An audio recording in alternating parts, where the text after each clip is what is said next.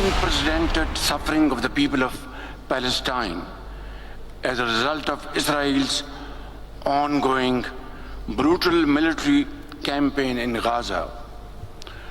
More than 37,000 people have been martyred, including thousands of children, and millions have been displaced.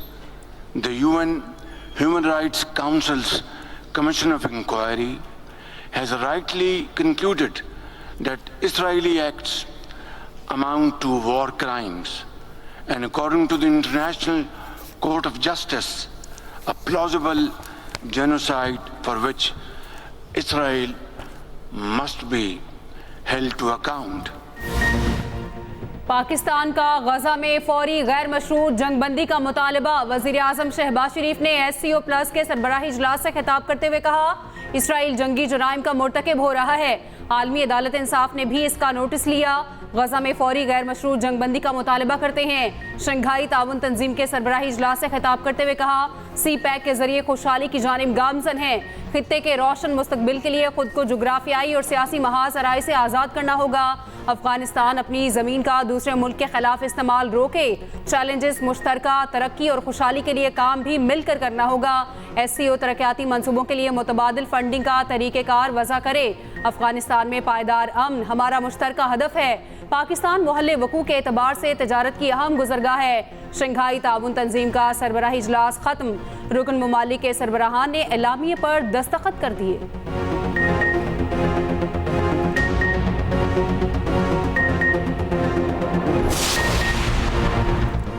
SCO सरबराह इजलास के मौके पर वज़ीर आज़म की आलमी रहनुमाओं से मुलाकात। सेक्रेटरी जनरल अक़वाम मुत्तहिदा अंतोनियो गुतेरेस से मुलाकात में बाहमी दिलचस्पी के उमूर पर गुफ्तगू। 2022 के सलाह में दौरा पाकिस्तान के अलावा मौसमियाती तब्दीली पर तबादला ख्याल। वज़ीर आज़म की तुर्की, आज़रबाईजान, ताजिकिस्तान और किर्गिज़स्तान के सदूर से भी बातचीत। दो तरफ़ा ताल्लुकात और बाहमी दिलचस्पी के उमूर पर गुफ्तगू।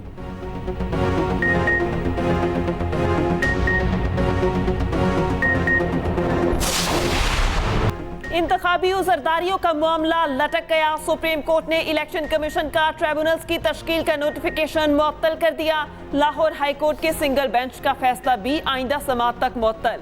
इलेक्शन कमीशन को chief justice Lahore high court से मुशावरत की हिदायत।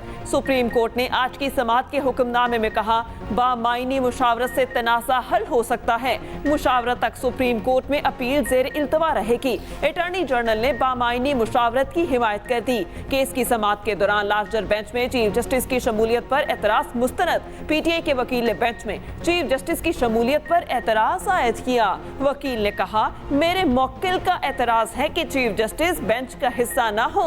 चीफ जस्टिस काजी फाइज ईसा ने रिमार्क्स दिए, ये इलेक्शन कमीशन और चीफ जस्टिस के दरमियान मामला है। किसी प्राइवेट शख्स की इस मामले में इतनी दिलचस्पी क्यों है? क्या हम अपनी बेइज्जती के लिए यहाँ बैठे हैं? बहुत हो गया। इदारों को बदनाम करने का सिलसिला बंद होना चाहिए। पाकिस्तान शंघाई ताउन तंजीम के सरबराह इजलास की मेज़बानी करेगा। तर्जुमान दफ्तर खारजा के मुताबिक रवां साल अक्टूबर में SCO का सरबराह इजलास पाकिस्तान में होगा। साल 2024 SCO के ताल्लुकात के लिए अहम है।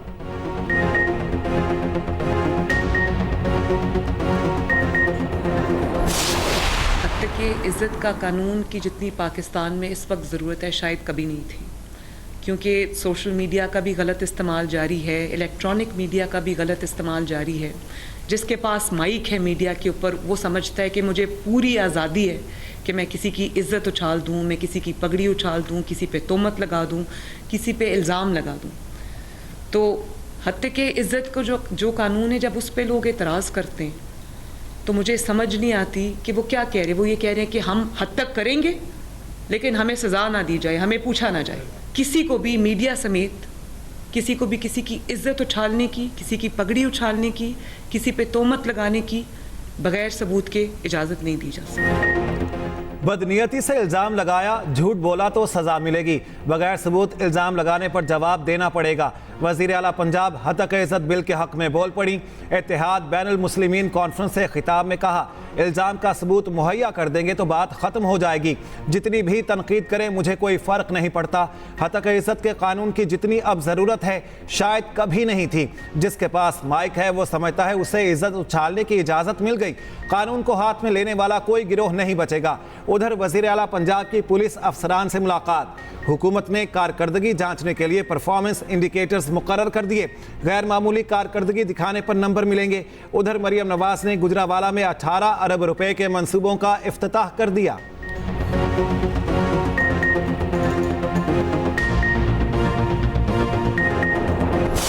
आज हमसारों की मुलाकात थी वजीर आजम इमरान खान साहब के साथ शेड्यूल।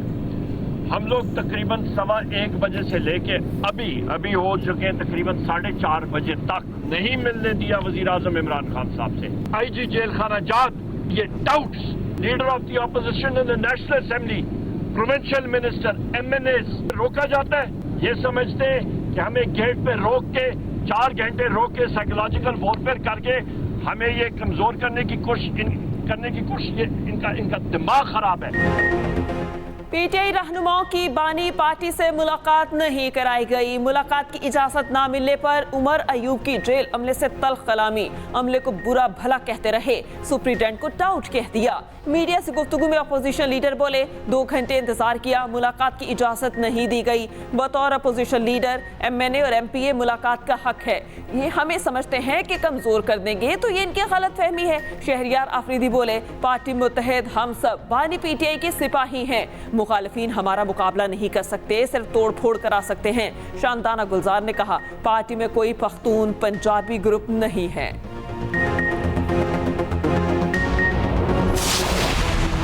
आवाम को महंगाई का बड़ा झटका देने की तैयारी। बिजली के बुनियादी टैरिफ में 5 रुपये 72 पैसे इजाफा होगा। ज़राए के मुताबिक वफाकी काबीना ने सर्कुलेशन के जरिए असम्बली की मंजूरी दी। टैरिफ में इजाफे का इत्तलाक 1 जुलाई 2024 से होगा। पावर डिवीजन के एलामिये के मुताबिक नए टैरिफ ज्यादातर लोगों के बिल पर थोड़ा सा असर डालेंगे। 42% सारिफीन के लिए औसतन 9% इजाफा होगा।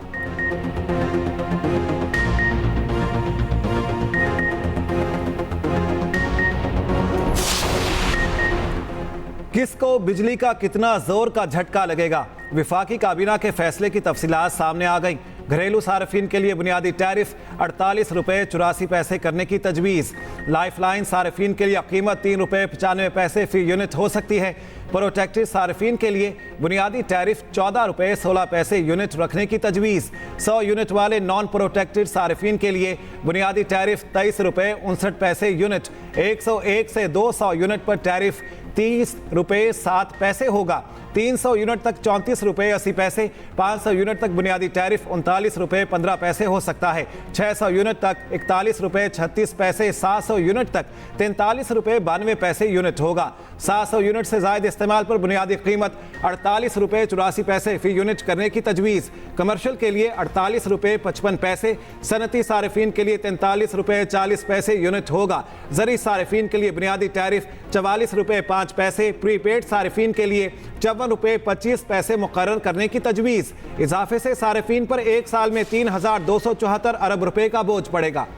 सिब्बी में तवील लोड शेडिंग पर आवाम का पारा है। शहरियों का कैस्को के खिलाफ एहतजाज, ग्रिड स्टेशन पर धावा। मुजाहिरीन की ग्रिड स्टेशन में तोड़ फोड़, दीवार गिरा दी। कहा लोड शेडिंग का दौरानिया कम न हुआ तो कौमी शाहराह और रेलवे ट्रैक पर धरना देंगे।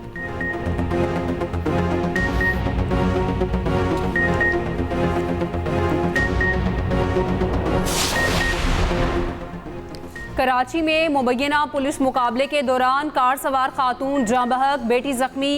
पुलिस के मुताबिक स्टील टाउन में कार सवार डाकुओं से मुकाबला हुआ। डाकुओं की फायरिंग से सारा नामी खातून जाँ बहक, बेटी गनवा जख्मी हो गई। फायरिंग के बाद डाकू फरार हो गए।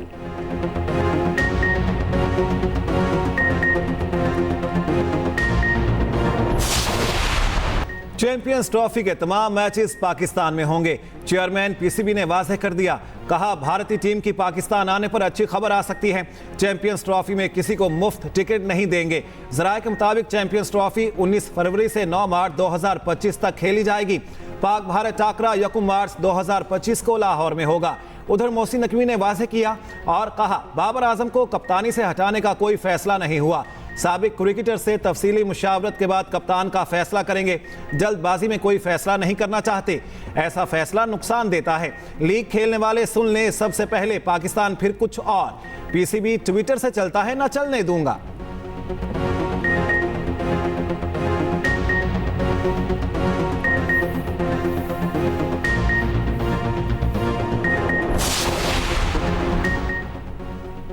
Chairman Pakistan Peoples Party Bilawal Bhutto Zardari 2 रोज़ा दौरे पर कोयटा पहुंच गए। एयरपोर्ट पर वज़ीर आला बलोचिस्तान मीर सरफराज बुगटी, सूबाई वज़रा और कारकुनान ने इस्तकबाल किया। बिलावल भुट्टो जरदारी को अमन अमान पर ब्रीफिंग दी गई। सूबाई काबीना के इजलास में सूबे में तरक्याती मंसूबों पर ब्रीफिंग दी जाएगी।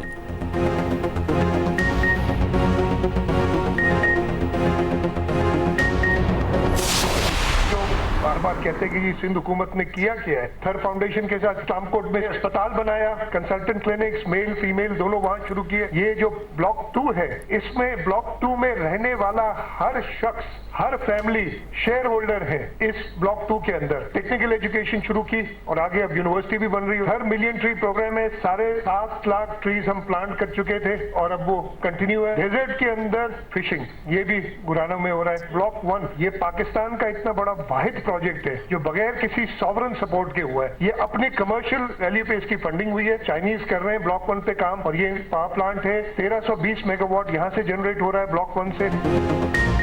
सिंध के अवाम ने तरक्की की बुनियाद पर हमें वोट दिया। वज़ीर आला सिंध ने सूबे में तरक्याती मंसूबे आवाम को बता दिए।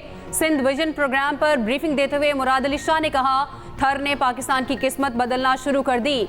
माइनिंग का काम सिर्फ सूबा सिंध का रहा। इरिगेशन हमारी लाइफ लाइन। डिपार्टमेंट पर बड़ा काम किया। ट्रांसपोर्ट में इतनी बस सर्विसेज दी कि रंग कम पड़ गए। हम इलेक्ट्रिक बस सर्विस चला रहे हैं। आज शहीद बेनज़ीराबाद में पिंक बस सर्विस लॉन्च हुई।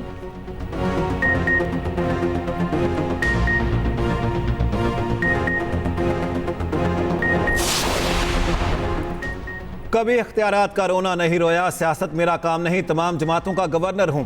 गवर्नर सिंध कामरान टैसोरी की गुफ्तगू। वार्निंग देते हुए कहा कि इलेक्ट्रिक और वाटर बोर्ड 10 रोज में किबला दुरुस्त करें।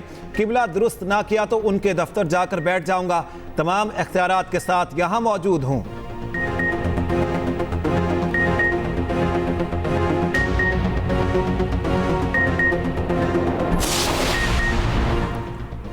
तहरीक इंसाफ को इस्लामाबाद में 6 जुलाई को जलसा करने की इजाजत मिल गई। जिला इंतजामिया के मुताबिक पीटीआई को तरनोल चौक के करीब जलसे की इजाजत दी गई। जिला इंतजामिया ने इस्लामाबाद हाई कोर्ट को आगाह कर दिया। उधर पीटीआई इस्लामाबाद के सदर आमिर मुगल को गिरफ्तार कर लिया गया।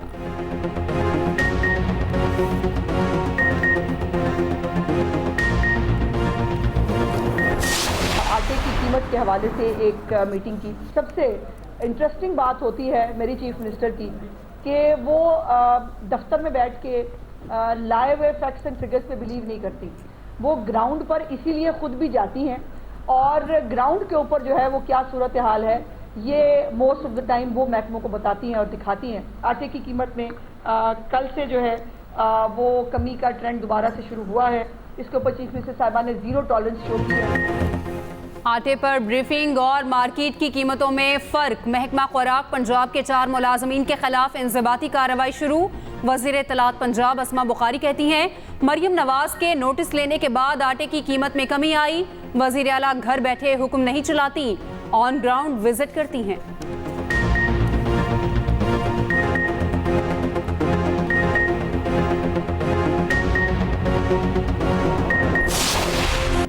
मॉनसून ने रंग जमा दिया। मुख्तलिफ शहरों में बारिश। लाहौर में बारिश के बाद हवाएं, गर्मी की रफ्तार रुक गई। बालाई और वस्ती पंजाब में बादलों की एंट्री का इम्कान। बालाई केपी, इस्लामाबाद और कश्मीर में बादल बरसेंगे। काली घटाएं आज से 7 जुलाई तक गर्मी का रास्ता रोकेंगी। पीडीएम ने मुमकिन सैलाबी सूरत-ए-हाल के पेश नज़र अलर्ट जारी कर दिया। कराची में आज हल्की बारिश की तवक्को। उधर मर्दान की तहसील रुस्तम और दीर लोयर में बारिश से नदी नालों में तुगयानी। दरियाए पंचकोड़ा में पानी की सतह बुलंद। योब, मूसाखेल, बारखान और खुजदार में आंधी और गरज चमक के साथ बारिश मुतवक्के।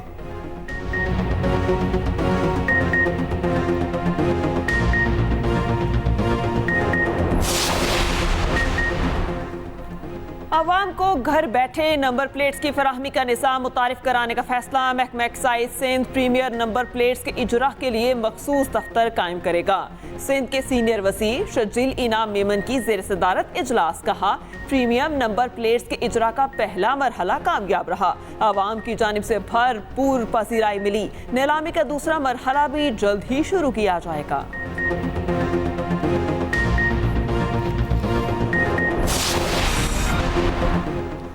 बरतानिया पर आइंदा 5 साल कौन हुक्मरानी करेगा?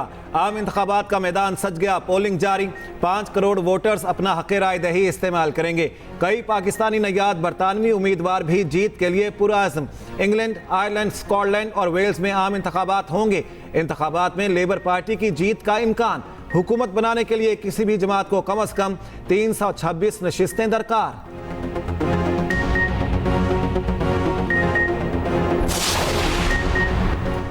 ईरान ने सदारती इंतखाबात का दूसरा मरहला। इंतखाबी मुहिम का आज आखिरी रोज। दूसरे मरहले में मसूद और सईद जलीली मद्दे मुकाबिल होंगे।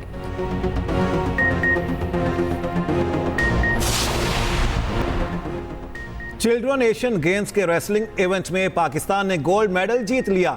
रूस में हसन अली भोला ने किर्गिस्तान के रेसलर को शिकस्त दी। मुकाबलों में हसन अली भोला वाहिद पाकिस्तानी शरीक हुए।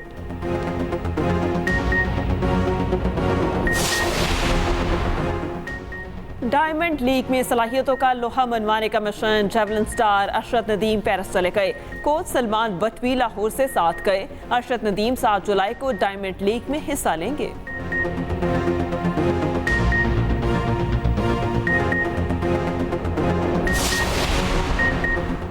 बढ़ते दबाव के बावजूद बाइडन सदारती इंतखाब की दौड़ का हिस्सा रहेंगे। अमरीकी सदर ने डेमोक्रेट्स मुहिम टीम पर फिर वाज़ेह कर दिया, मैं सदारती इंतखाब लड़ूंगा और मुझे डेमोक्रेट्स की नामजदगी से हटाया नहीं जा सकता।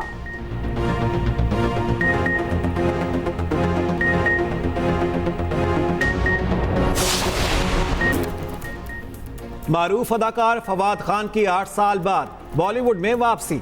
बॉलीवुड अदाकारा वानी कपूर के साथ नई फिल्म में जल्द जलवागर होंगे। फवाद खान ने 2014 में फिल्म खूबसूरत से बॉलीवुड में डेब्यू किया। भारत के फिल्म बीनों ने परफॉर्मेंस को खूब सराहा।